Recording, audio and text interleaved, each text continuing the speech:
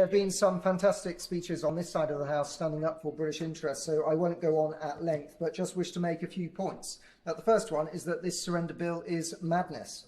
The government has decided to surrender territory to which there was no claim against both the security and financial interests of the United Kingdom, to a country that has no historical or cultural connection to it.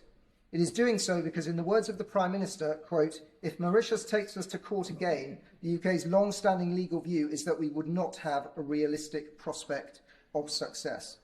Let's be clear, there is no legal or moral obligation to surrender the Chagos Islands to Mauritius. Labour is the worst negotiator. Tens of billions of taxpayers' money to surrender the Chagos Islands.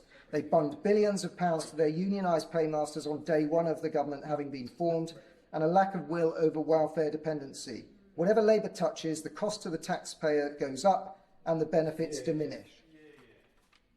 This is a spectacularly bad deal which will leave Britain less secure whilst British taxpayers are stumping up tens of billions of pounds for tax cuts in a foreign country equivalent to 4% of the Mauritian budget and the equivalent to £50 million for every constituency represented in this House of Commons.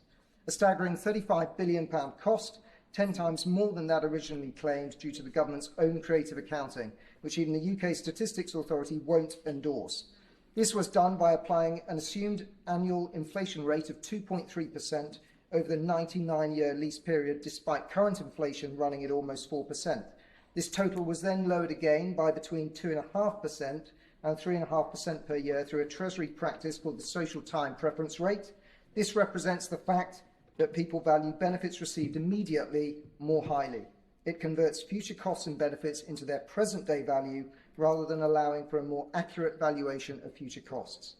The government is happy to apply this in the case of their surrender deal, but they won't use the same methodology to cost their Affordable Homes programme.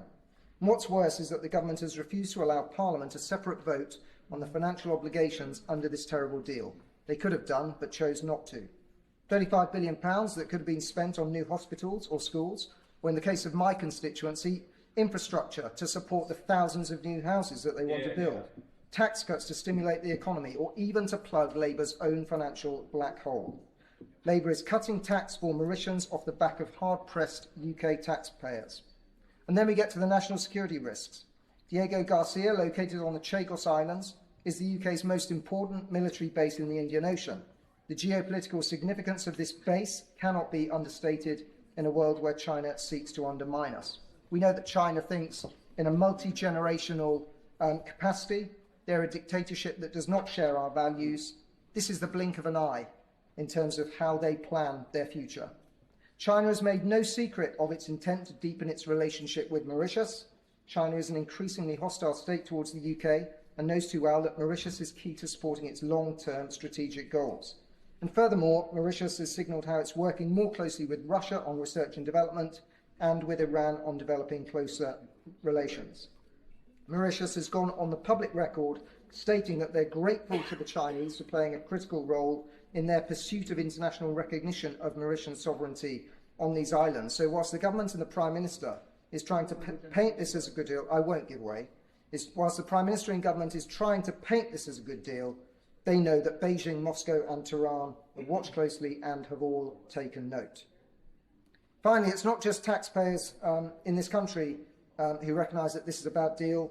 Lord West of Spithead, former First Sea Lord Chief of the Naval Staff and Labour Security Minister, said that ceding the Chagos Islands to Mauritius would be irresponsible, risk our strategic interests and undermine the fundamental principles of international law. So why is it, Madam Deputy Speaker, that the government prioritises any interests other than Britain's? Foreign sovereignty over that of the UK. This will leave Britain poorer, weaker and exposed. It's a betrayal not just to UK interests but also to British Chagosians. It does not deserve a second reading.